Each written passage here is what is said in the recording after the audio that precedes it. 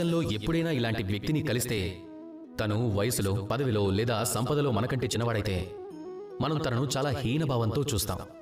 ఆ వ్యక్తికి కూడా ఒక గుర్తింపు అంటూ ఉంటుందని అర్థం చేసుకోము. తనకు కూడా ఒక ప్రాధాన్యత ఉండొచ్చు.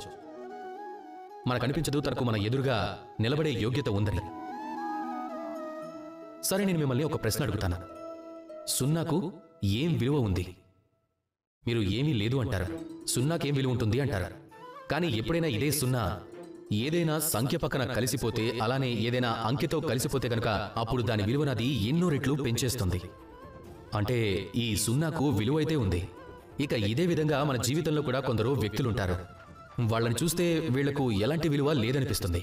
కానీ అదే వ్యక్తి వచ్చి ఎవరితోనైనా కలిసినప్పుడు వాళ్ల విలువలో వీళ్ళు వృద్ధి తీసుకుని వస్తారు.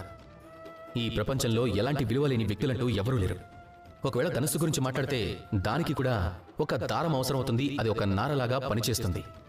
ఆ నారే లేకుంటే ధనుస్సు ఎందుకు పనికిరాదు.